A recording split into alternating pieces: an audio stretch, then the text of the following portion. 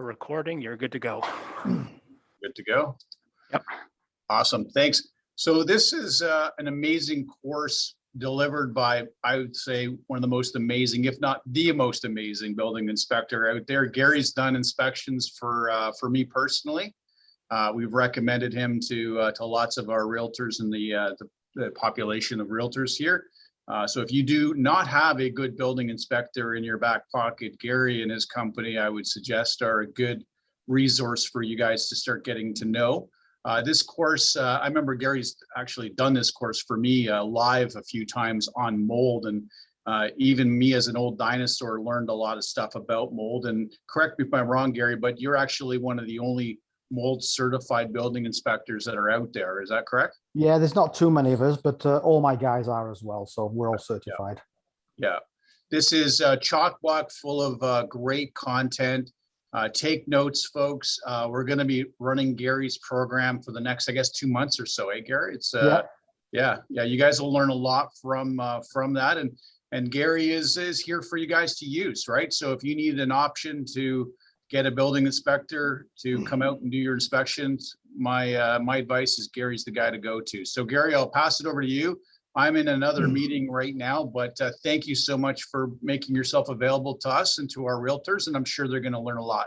Well, thanks a lot, Mike and Matthew. Appreciate you setting this up. Awesome. So I could have listened to Mike for the next 10 minutes, giving my praises. So I'll do my own now. Just so this is the team. There's myself full-time. There's my lad in full-time inspector Ian, and my wife Christine. She does all the bookings. A lot of people say, where do we go? We're like you. Basically right now, if you're willing to travel there to show a listing or take your clients out there, we'll basically go with you. So typically within an hour and a half drive in Mississauga, we'll go there with you. If you'll see this QR code every so often. If you do like what you hear, if you hit that with your camera, it will put my details directly into your phone. But this will come up every so often. But I just want to explain what we're going to do today. It's all about understanding mold. I've cut this presentation down to about 35 minutes. We're going to do a Q&A afterwards. If you've got questions, type them in, send them through. Matthew's going to collect them, and then he's going to ask me, and I'll answer whatever questions you guys have got. And if there's information that I don't answer, you can always email me, text me, call me directly. And again, use this as a resource. So this is going to give you an understanding what mold is. And it's not a big, scary thing once you understand what it's all about. If you're sat in your office right now, if you've pulled off to the side of the road and you're watching this on your phone, if you're out on your patio watching this, we're all breathing in mold spores right now, everywhere. It's part of the ecosystem.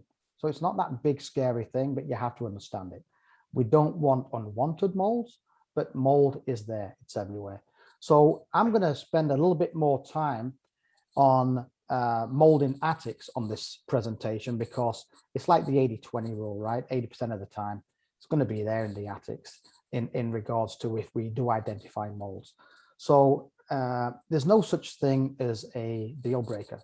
As long as we know what's caused an issue and we can put a dollar value to it, we know it can be fixed, it can be repaired, it can be remediated, and there's no reason anybody should be walking away from any deal on any home, regardless, what we find. It doesn't matter how expensive it is. If the price needs to be adjusted between you and the seller, that's what you do as realtors. But as long as we identify and can explain. So basically, mold, it's a fungus. It is in the air. We have it pretty much everywhere. Okay. Can it be toxic? Yes. And I'm going to touch on the toxic type of mold, which is Stachybotrys, just to give you an understanding about Stachybotrys. But again, the bottom line is it is everywhere. So there's 3 areas of mold. There's allergenic, so it causes allergies. Pathogenic comes from feces, and then toxigenic, which is the one I was mentioning, which is Stachybotrys.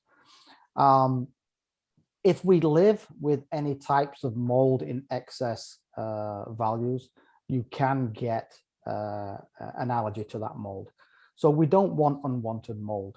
But throughout this presentation, you're going to hear me talk about having a dry house. If you've got a dry house, you've got a healthy house, okay? And the reason for that is when we look at the areas, the 4 elements that we need for mold, we need fungus spores. Well, I just said to you, it's everywhere. If you were to wipe your finger across your table right now, there's enough nutrients on that table for mold to grow. So nutrients are everywhere, pretty much. Mold spores are everywhere.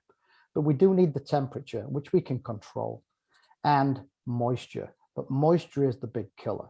So if we can control the moisture or the water content or the humidity, we have a dry house, we've got relatively a mold-free house, okay? So we'll always come back to the moisture, okay? So where does it grow? If you look at some of these things, we talk about moisture, okay? Bathrooms, high moisture. Laundry rooms, high moisture. Kitchens, high moisture. When we talk about bedrooms, I don't know if I've got the shot in here or took it out, but in some of the older houses, they may have heavy curtains. And if those curtains are hanging down the window and are almost closing off the air vents, well, now that hot air or the cold air comes up, hits the outside of the wall. And then you'll often see in some of the older homes, it looks like it's dirt, okay? But it's actually mold. It's just, again, it's creating that humidity.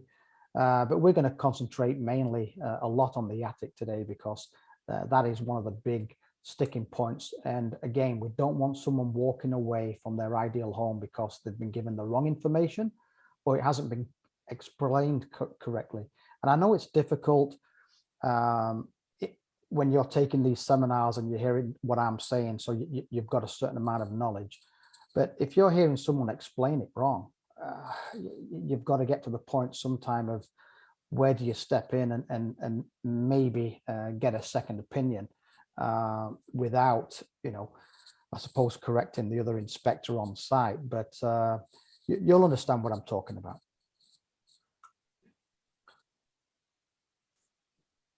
So the common things that we have when we're facing it with realtors, okay?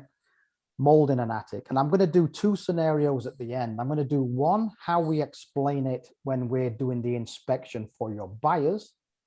And I'm going to give you another explanation of how we explain it when we find mold in an attic on a pre-listing.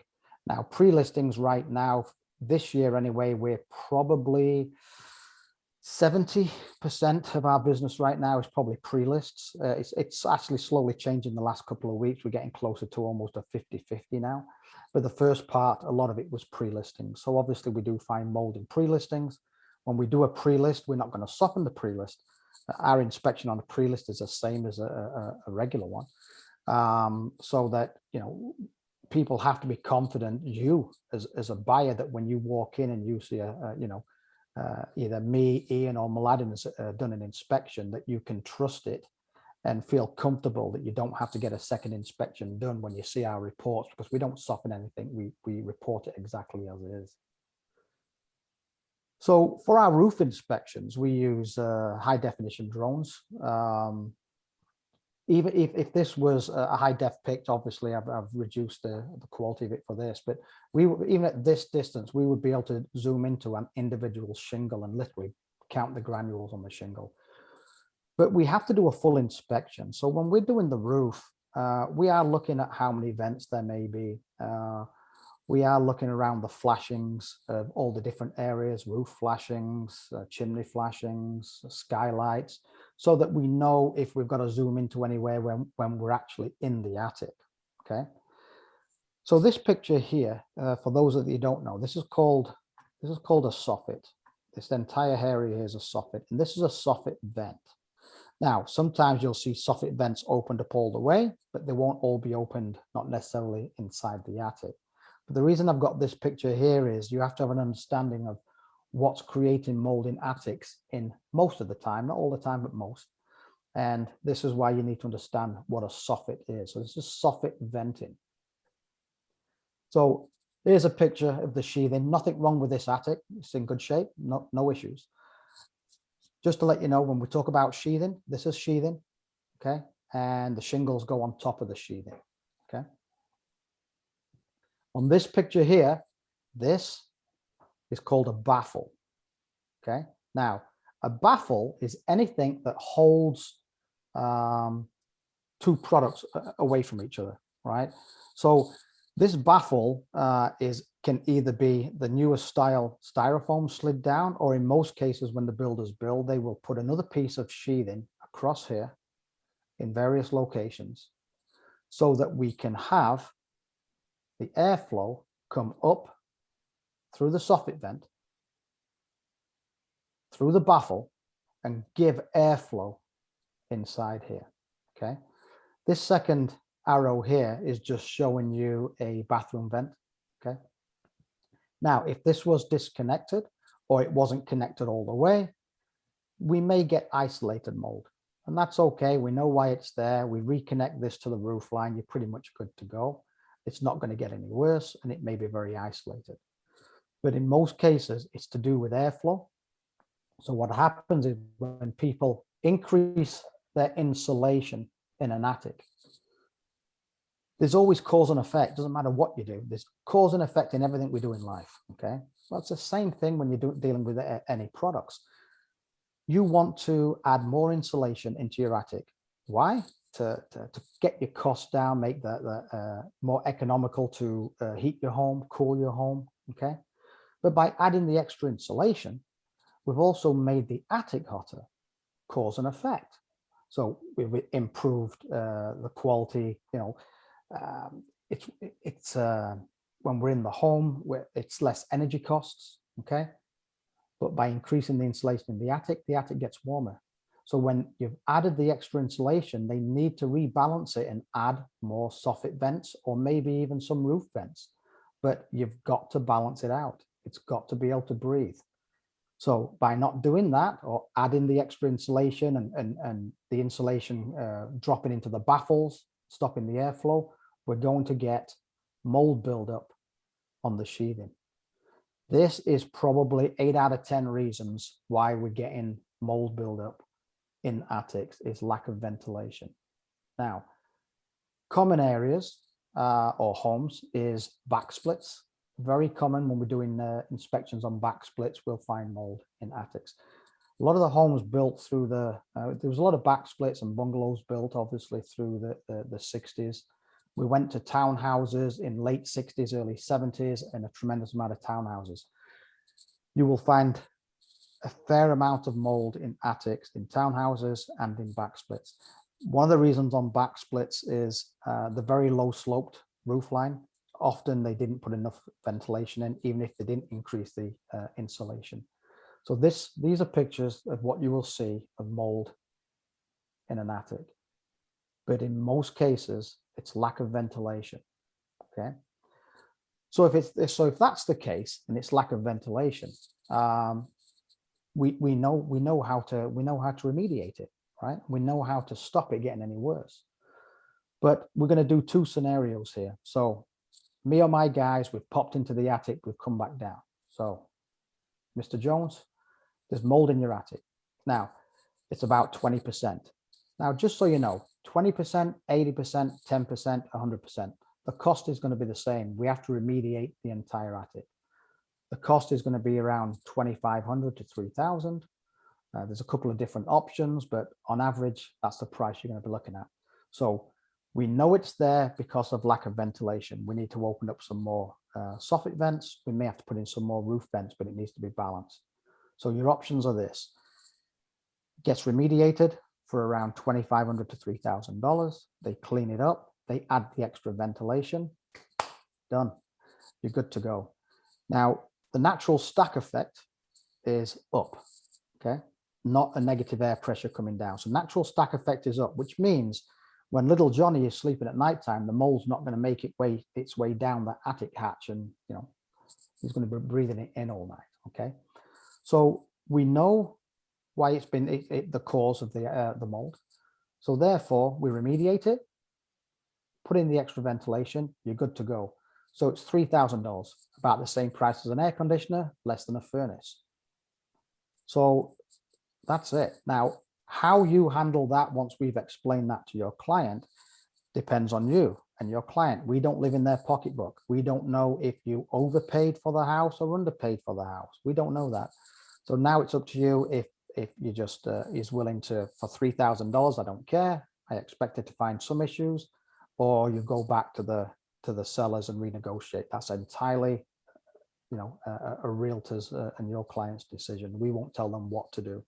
Now, if they don't do anything about it, it's not going to get any better. It's only going to get worse.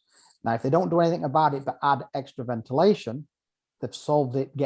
It's not going to get any worse, but it's not going to go away. But you're still going to have that negative connotation that you've got mold in the attic or in the house, as people will perceive it. Okay, so that's really the explanation you're giving them. And at the end of the day, 2,500, 3,000 bucks, you're good to go. There's no such thing as a deal breaker. Now, on the selling side, pretty much the same explanation. Saying, hey, Mr. Jones, you know, you've got some mold in the attic. It's 20%. Here's your options. You can remediate it, add some extra ventilation. We will put it in the report, but if you decide to remediate it and send us the paperwork with a couple of pictures, we will then take it out of the report. And we can do that comfortably because I've got backup paperwork. So then we can take it out. And as far as anyone knows, it was never there. It's irrelevant. It's fixed. Okay. If they decide to leave it, then it's going to be in the report. But the option is that they likely will take a few people out of the marketplace that may have wanted to put an offer in because they may not really understand mold and they just see that there's mold in the house and it's a turnoff.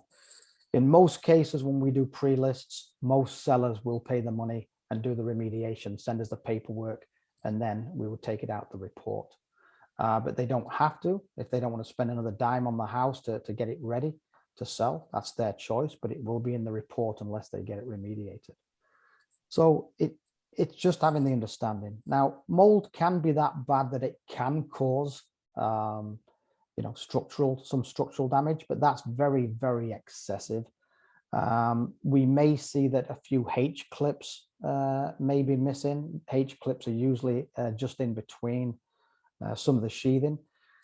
And if that's the case, we may say, you know what, you've got a couple of boards that look a little bit soft. Maybe at the time you replace your shingles 5 years from now, maybe get the roofer to replace a few sections of sheathing. That's possible.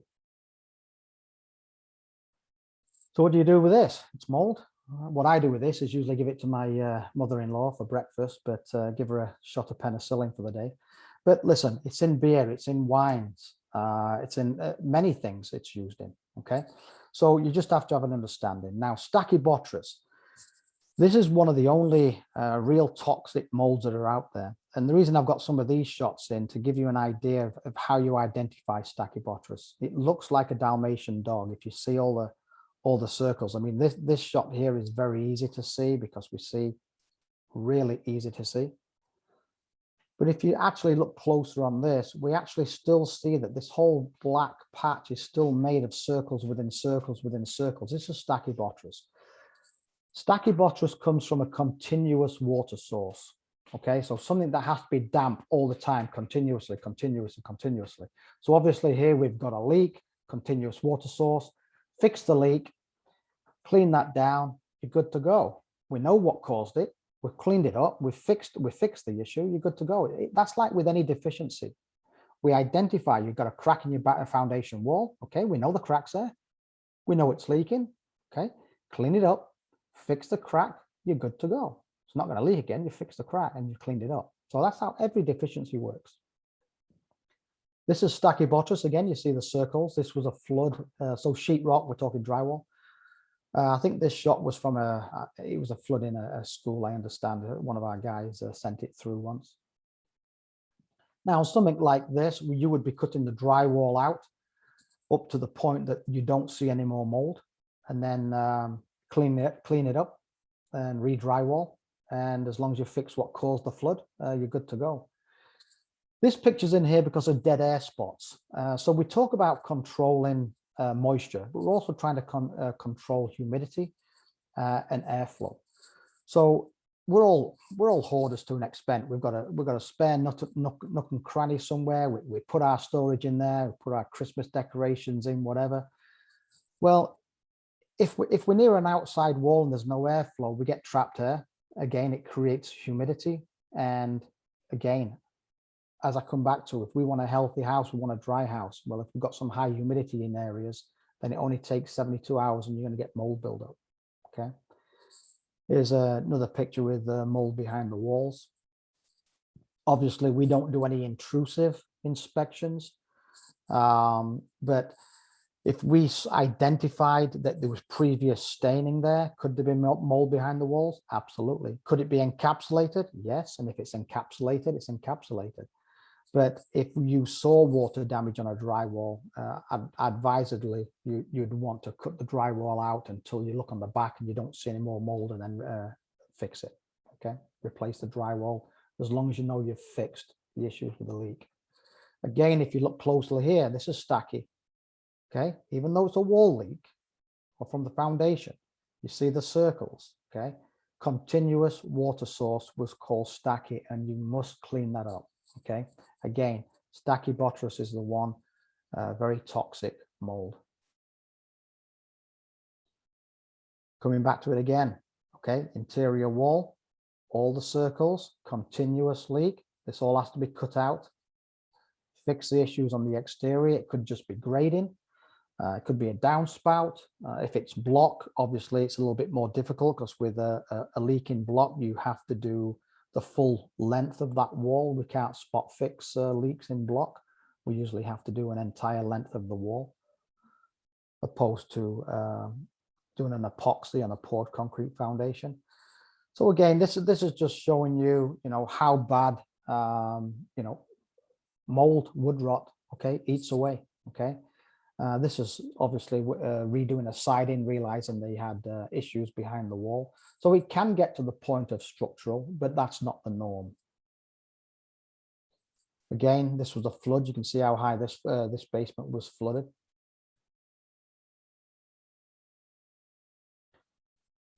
So again, controlling it, reduce stored materials, dehumidifier if need be. You do sometimes in some of the older homes.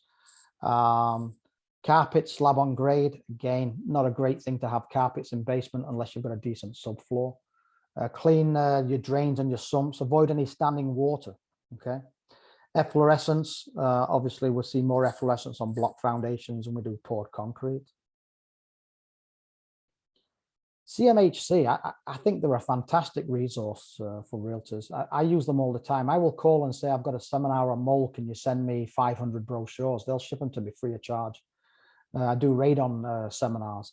There's all kinds of material that CMHC has, but they consider small areas. It's fewer than 3 patches, each just smaller than a meter square. A meter square is a good size. I mean, it's 3 feet by 3 feet, it's 36 inches by 36 inches in 3 separate areas. CMHC still considers that minor, and they say clean up with, we usually just say 50% bleach, 50% water. We do offer, all my guys offer air mold sampling, but it's not something we do that often. That being said, we did do one yesterday, but it's not something we promote. It's there if people want it, but typically we do air mold sample tests with people that have had a previous flood or some previous mold issues, and they just want to get an air sample done. So quite often the air sampling we do are not on purchasers and not even on pre-sales. It's usually done on people who already own their home and they've had an issue and they just want that comfort level. So we do these, but not typically on a pre-inspection or property that someone is going to buy. We do use Pro Labs. And the reason I put this shot in here is, you see on this second column here, it says outside. Well, like I said, I'm sat in my front living room now, breathing in mold. My son's outside on the deck, breathing it in. Okay, you're at home. So because we know mold spores are everywhere, we have to do an outside sample so that we have a baseline for when we do the inside samples. Okay, so it's just having an understanding. But anytime people talk about mold, it's never mold's good for you. It's always danger, mold, danger, this. So that's why people have this, this stigma as soon as they hear mold, the radars go up and they want to walk. It's not the case. Okay. If we know why it's there and we can remediate it and stop it coming back, there's no issues that we can't keep going forward with the transaction. So again, you know, I'm sure you've all got your own home inspectors. We do work 7 days a week. We typically do 10 o'clock and 2 o'clock inspection time spots. That being said, we will do 5s, we'll do 6s on request. 7 days a week, like yourselves. So we can usually accommodate you within a 3 day. If you need to shorten that offer and you want to put in a 24-hour inspection time spot, just give us a call ahead of time. My wife, Kristen, will tell you, yeah, we feel comfortable. We've got 3 spots available at 6 o'clock at night. Go in firm, we'll get you accommodated. So and we're also there as a resource. If you've got questions and you want to, you're on an inspection, oh, well, not an inspection, but you're doing a viewing, you think you may see Kitech plumbing, take a couple of pictures, send them off to me. Gary, is this Kitech? Could you tell us before we even decide to put an offer in? You know, may be able to with the pictures you send, may not, or I may tell you other areas to look, but use us as a resource. We're not just there just to do the home inspection. You know, you need some advice, call us up. We'll help you where we can. Okay. I'm over 1,800 reviews. We use an outside company for our review process. We can't change any reviews. We can only add an additional comment to a review, but we can't change any reviews. And the reviews all come from our clients. As soon as we've done an inspection, they will get, as you will as well as a realtor, you will get an email asking you, you know, what you thought. So again, if you like what we did, we've got a few others in the series. We've got aging homes, we've got newer homes, I think next, we've got older homes. And I've cut them, they used to be about an hour seminar, but I've cut them down. I find there's some fluff in them. So I've cut them down to, you know, come into around a 35-minute presentation with, you know, 10 minutes of Q&A. I find that, you know, a lot of us are spending time on Zooms now and you get a little bit zoomed out. So that's basically how it goes. I mean, hopefully you got something out of this that will, you know, help you better understand when mold is found in attics. And again, I keep coming back to attics because that's the most that we will find. And again, a lot in townhouses built through the 70s weren't ventilated very well. And we find it quite often in bungalows and definitely back splits with the lower roof lines. But in a nutshell, that's about it. So if there's any questions there, Matthew, if you're there. I am indeed. Thank you so much. That was great. So yes, we actually do have a few questions for you here. One of the first ones, can you hear me okay? Yep. Perfect. One of the first ones is, if you wanted to be able to kind of remediate yourself, would something like mold kills or ammonia to neutralize the mold and then adding ventilation, would that be sufficient remediation when you want to do it yourself? Yeah, yeah, I did one myself, actually. Yes, if you want to do, I would advise you do 100% bleach if you are going to do it yourself. But doing an entire attic, quite difficult. If you had spot areas, yes. So what I did is I got one of those 5-gallon pesticide ones. You know, you pump it up, get the pressure up with a big wand, and you spray it on. If you spray it on, you may have to do 2 coats. It will eat the mold away, and then put the ventilation in. Yes, it will. But if you're going to try and do a good third of an attic yourself, yeah, quite difficult. Spot for sure. Because there's a company out of London, they do the chemical, and it's biodegradable, and it eats away at the mold spores, and they spray it all down. Very good process, but it costs about $4.5 grand. It's quite up there. But there's 2 or 3 other companies out there that'll do. It's almost like a dry ice blasting, where they're almost like taking a little sandblasting, but they do it with a dry ice, and it knocks all the mold off. They clean up all the mold off the insulation, and then they add it in. But can you do it yourself in spot? Absolutely. And if you own a pool, and you know the shock treatment you can buy for pools, that's really potent. that is premium because it's stronger than bleach. But just make sure you're wearing a P100 mask with the respirators if you are going to do it yourself. But if you did it yourself after we did the inspection, that'd be tough for me to take it out of the report. I would need to actually revisit it then, but then there'd be a charge for us to do a revisit, opposed to if you sent us the paperwork from a professional, we'd have no issues taking it out of the report. Hope that answered your question. Perfect, thank you. And the next one is, how often do you see mold in newer houses under 20 years old? Not too often. More often we're seeing, like when I had the picture before where the exhaust for the bathrooms wasn't all out, or they didn't connect it, it fallen off, usually spot, but less and less on 20-year-old homes. Yeah. Gotcha.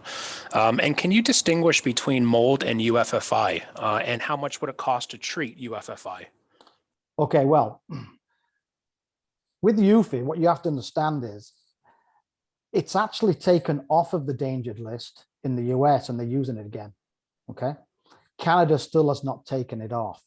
And you guys may remember, but about 5 years ago, there was an entire subdivision built in Vancouver, and they used a US company to do the insulation, and they used UFI in the walls. Okay. So right now, if there's UFI in the walls, very expensive to take out. And if you want to know how you can tell if it's in there, there's two, well, one main reason is you've got a solid block, a solid brick, well, not foundation, but your exterior walls are solid brick, not brick veneer. And then if you look at every 16 inches, you'll see a small hole about the size of, a little bit less than the size of a quarter. And you'll see that it's been filled in with mortar. So you're going to see it almost like a mortar dot every 16 inches across. And that's because they've drilled into the wall panel and they've injected the UFI, okay? But the issue they thought was with UFI is, again, has not been proven, and they're using it again in the US. Basically, it's VOCs, volatile organic compound. Everyone buys if you buy a new car, people sit in it and you do, oh man, love this smell of this new car. Well, you know what? They're VOCs, volatile organic compounds. That's all the glues and all the chemicals that put in the car together, in the plastics and the seating. Really what you should be doing when you get a new car is driving for the first couple of weeks with all the four windows down until you don't have that new car smell. So treating it separate, we will only call UFI out if we say the holes are indicative of UFI being insulated inside the walls. But keep in mind, we can still insulate inside of walls. So you have to make sure that when you do see those 16-inch centers, it's from the original, you know, in the 50s and 60s when they were doing it, and not recently, because I did an inspection on a house last year and they had those holes. But the holes look really fresh. It wasn't the same color as the older mortar. And sure enough, they had it done 6 months earlier, and they showed me the paperwork where they had the insulation blown in. Excellent, thank you so much. That's horrible. I love that new car smell. Now I really know what I'm smelling. This next one here is, how long would you need to complete a full house inspection, for example, a 2,500 square foot detached home? Okay, we booked 3 hours for all our inspections. Now, keep in mind, me and my guys always get to the homes 30 minutes early. So if it's a 10 o'clock inspection, we're actually there at 9:30. We take the drones up. We have the roof and most of the exterior done before you and your clients turn up at 10. We then walk you around the exterior, explain everything that we've already done. Okay, then we're going to the garage, start on the top floor, do the top floor, attic, main floor, all appliances, take the serial numbers. When we go to the basement, we do electrical panel, furnace, water heater, ceilings and walls. Regardless if you have me, Ian or Mladen, we all inspect exactly the same way. But 3 hours, but quite typically, if it's a nice clean house, we'll be out in about 2.5 hours, which is still 3 hours to us because we started 30 minutes early. So typically 2.5 in the house, but we do book 3 hours because if we find something that needs further investigation, we can do that. But typically about 2.5, but we book 3. Perfect, thank you. And the last question here, if you had to do a home inspection on a condo unit, would you recommend actually doing them for condos? And what is the kind of stuff that you would cover in a condo that's different from an actual house? Well, we don't. The only thing we do in the condo is interior. Okay, we're not doing anything we're not doing the parking lot. We're not doing the foyers. We're just doing the interior. Our cost is $325. Well, we do everything. I mean, we'll look at the electrical panel. We'll do all the plumbing. We'll do the windows. As far as the heating system goes, it depends on what heating system. In the 70s, different heating systems to what we're doing today. But if you're buying a condo especially from early mid 90s through to 2010, just make sure you really check out that there's no Kitec plumbing, and you're not going to end up having a special assessment done, within a few months of your taking occupancy. And we do all the appliances. So we do exactly the same as we do in a home. Obviously, we're just not doing the attics and air conditioners and stuff like that, but we are doing the heating system within the walls of what we can see.